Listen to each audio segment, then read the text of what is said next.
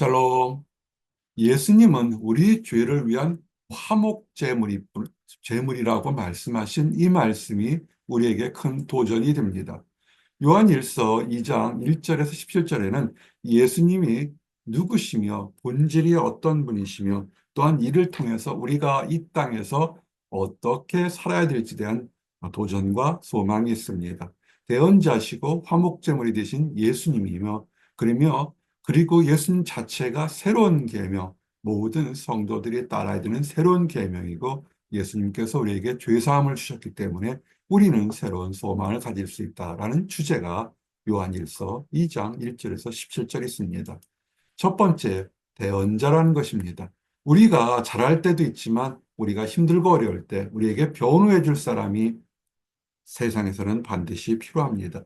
내 힘으로 해결될 것이 있다면 내 힘으로 하겠지만 그러나 우리의 힘으로 넘는 많은 일들이 있습니다. 능력의 한계가 있고 세상 일에 있고 또는 알게 모르게 우리가 어떤 범죄라든지 억울한 일을 당했을 때 우리를 대언해주고 변호해줄 사람이 필요합니다. 그래서 현대는 점점 더 많은 변호사나 이런 사람들이 많이 활동하고 있는 것을 보게 됩니다. 성경은 그런데 우리에게 대언자가 계시다는 것입니다. 대언자가 계시는데 그분은 세상 사람들처럼 세상의 이득을 침해하지 않은 의로우신 대언자, 변호사이자 능력이 있는데 그 목적은 우리 성도들이 더 이상 범죄하지 않고 깨끗한 생활을 하는 그런 대언자가 되시고 있다는 것입니다. 그러면 대언자가 그냥 법정에서 말로만 하는 것이 아니라 그의 본체는 이 세상 사람들, 모든 사람들의 죄를 용서하고 하나님과 화평을 가지게 만드는 화목제물이라는 것입니다. 많은 사람들은 하나님은 내 기도를 들어요, 내 가정의 기도를 들어요 라고 합니다. 그것도 옳을 수는 있지만 지극히 편협한 생각일 겁니다. 예수님은 믿음이 좋은 사람뿐만 아니라 믿지 않는 죄인들을 위해서 이 땅에 오셨고 세상에 있는 모든 사람들을 위해서 이 땅에 오신 것입니다. 예수님의 능력과 사랑을 제한하실 필요는 없습니다. 그거는 예수님을 욕되게 하는 것이고 우리만 위할 뿐이 아니요 온 세상의 죄를 위하심이라.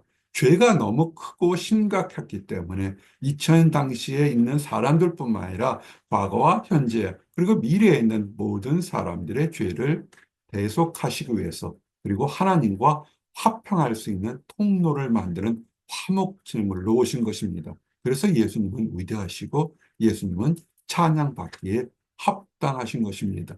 이스라엘 백성들은 하나님이 모세에게 준 십계명을 이 세상의 어떤 법보다 존중하며 높은 가치를 우리에게 주셨습니다. 그런데 예수님께서는 그 옛 계명을 파기하러 온 것이 아니라 옛 계명을 완성하시면서 또 새로운 계명, 서로 사랑하라, 하나님을 공경하라는 서로 사랑하라는 계명을 우리에게 주셨습니다. 왜냐하면 계명 자체, 그 닥트린, 그 높은 가치가 예수님 본질 그 자체이시기 때문에 그렇습니다. 그래서 서로 사랑하는 계명을 지키면 그 계명 자체가 예수님의 본질성의 하나이기 때문에 예수님을 아는 것입니다.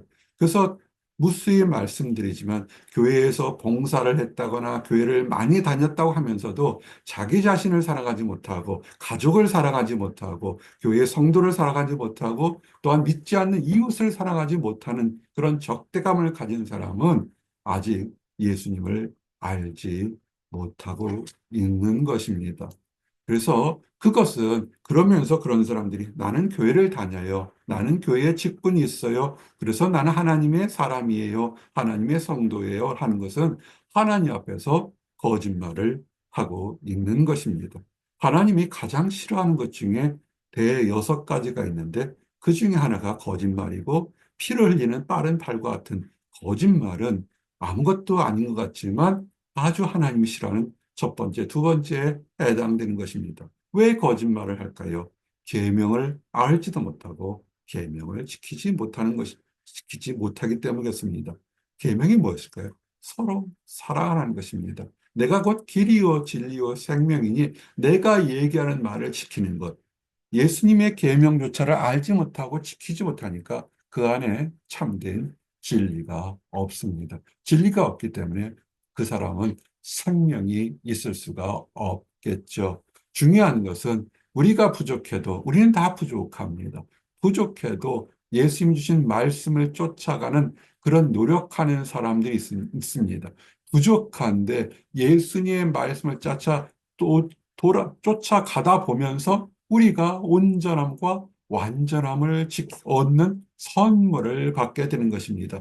왜냐하면 어떤 사람은 믿음이 좋아서 예수님의 하신 말씀이 많이 담길 수 있고 어떤 사람은 그 사람의 분량 따라 한두 가지 예수님의 나의 구주시고 나의 죄를 용서하시고 그로 인하여 내가 새롭게 내었다는 한두 가지 말씀이라도 그 심중에 있다 보면 그리고 그 말씀대로 지키는 삶을 하다 보면 예수님의 능력이 말씀이 워낙 크다 보니까 부족한 우리가 온전하게 되는 것입니다.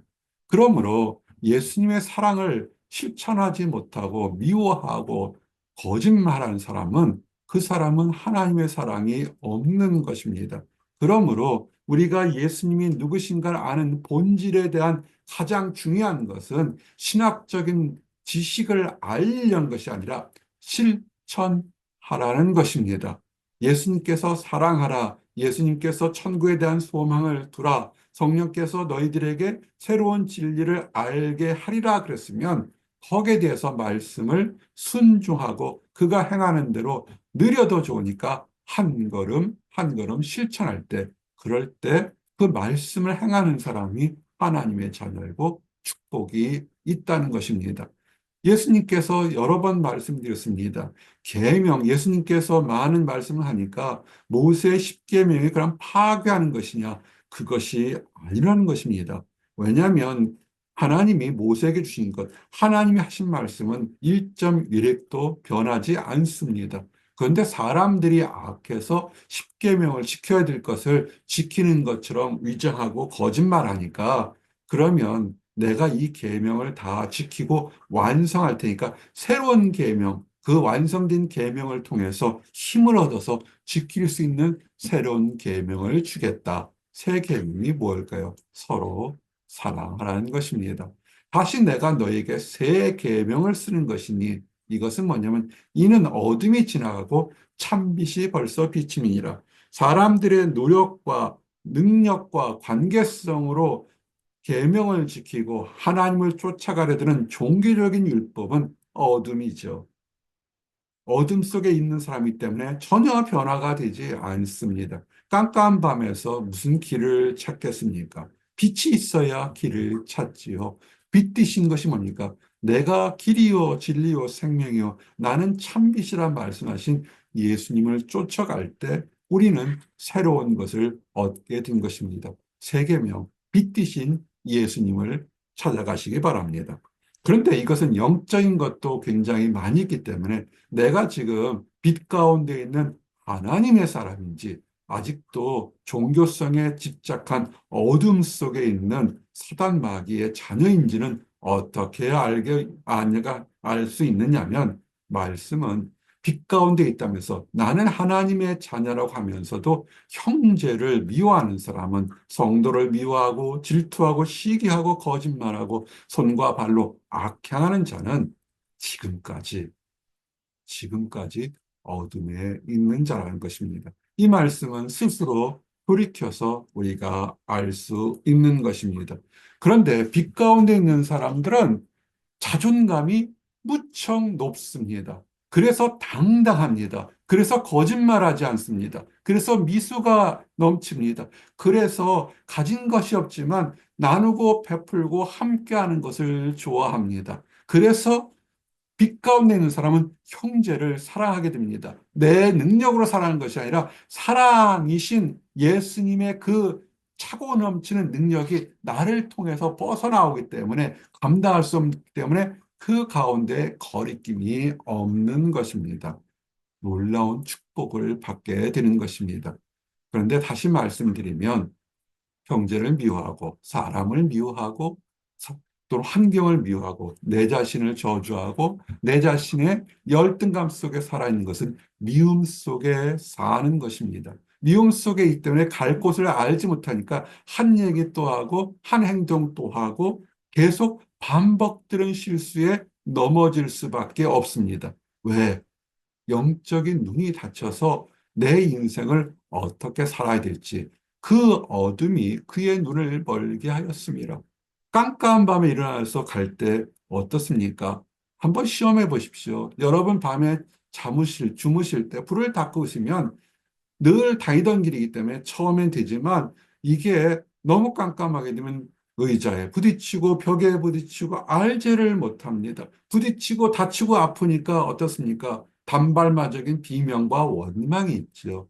미움이 있다는 것은 삶 속에 원망과 미움과 다툼이 있는 것입니다. 돌이켜 회개하시고 새롭게 하시기 바랍니다. 그래서 성경은 그렇게 미움 속에 있고 어둠 속에 있다면 이제는 하나님 앞에 나와서 죄 용서를 받으라는 것입니다. 이 성경을 쓴 목적, 자녀들아, 내가 너에게 쓴 것은 이 성경이 오늘 기록된 목적은 너희 죄가 그의 이름으로 말미암아 죄 사함을 받았으며 이미 하나님의 사랑으로 죄 사함을 받았는데 사단 마귀가 영적으로 눈과 귀와 입을 막으니까 죄 사함 받은 건 생각지 못하고 계속 믿음 속에서 미움 속에 있어서 어둠에 있다는 것입니다. 그래서 성경은 하나님을 알지 못한다. 나는 교회를 다니지 않는다 하지만 영적인 것이 태초에 흙으로 사람을 만들었지만 숨을 불어셔서 우리가 생명이 되었다고 그랬습니다. 즉, 껍데기는 육체는 쓰러져 죽는 흙과 같은 동일한 원소이지만 그 안에 하나님의 영혼이 하나님의 숨결이 있기 때문에 우리는 태초부터 하나님이 이 땅에 계심을 알고 있는 것입니다. 청년들이 악한 자를 이길 수 있는 것은 이것이 육체적인 나이의 청년뿐만 아니라 영적인 비전을 가진 모든 젊은 사람들은 악한 자를 이길 수 있는 하나님의 비전을 가진 것입니다. 젊은데도 하나님 안에 비전이 없고 하나님의 사역을 알지 못하고 아무것도 하지 못하면 그거는 중증 환자와 똑같은 것입니다.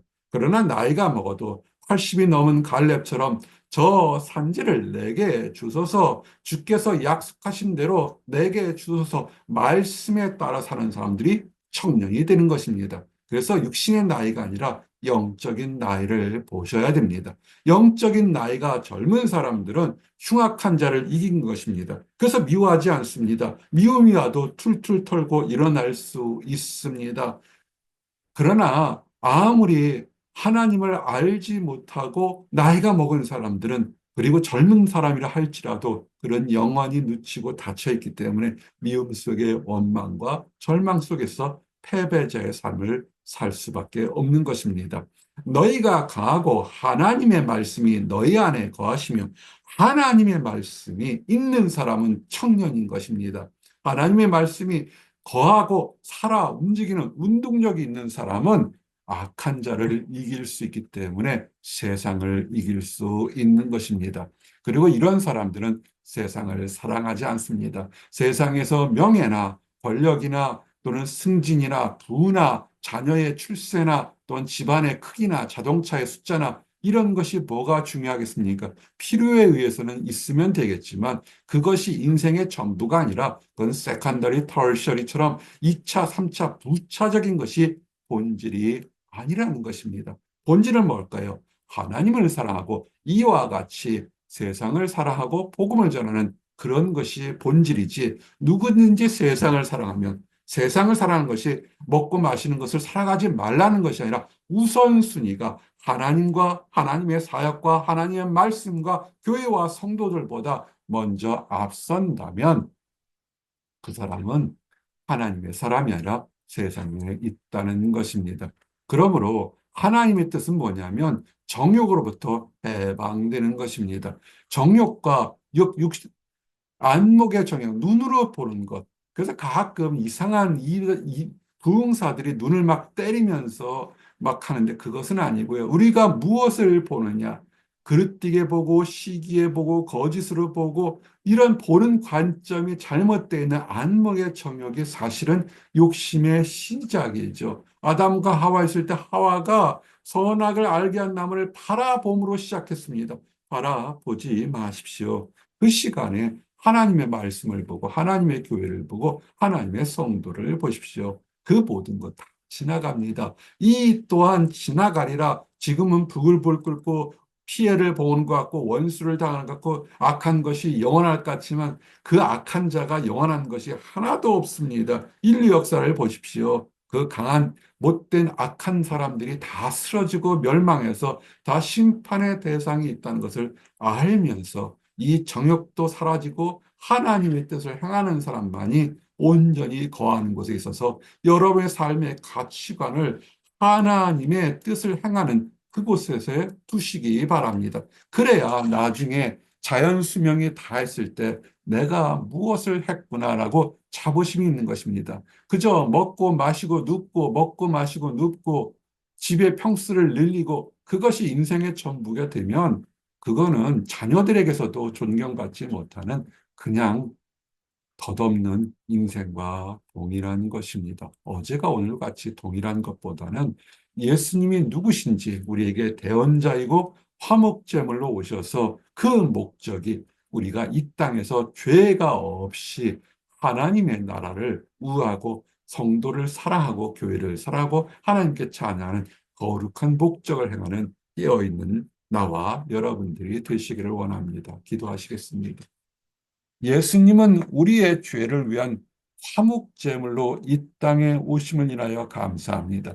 이것이 그저 지식으로 이어지는 것이 아니라 우리의 심령에, 우리의 마음에 새겨져서 우리의 삶이 통체적으로, 전체적으로 변화되고 새로운 소망과 새로운 피조물이 되는 기쁨으로 살도록 축복하시고 인도하여 주심을 인하여 감사합니다. 이 기쁨으로 많은 사람들이 인생의 비전과 목표를 새롭게 정해서 악한 자를 이기게 하심을 인하여 감사합니다. 오늘 함께한 우리 모든 성들이 주님 안에서 새로운 비전과 새로운 기쁨과 새로운 사랑을 경험하며 악한 자를 이기는 축복을 맛보도록 허락하시고 인도하여 주시옵소서. 하나님을 알지 못하기 때문에 안다고 스스로 속이는 거짓된 사람들의 안타까운 모습들이 있습니다.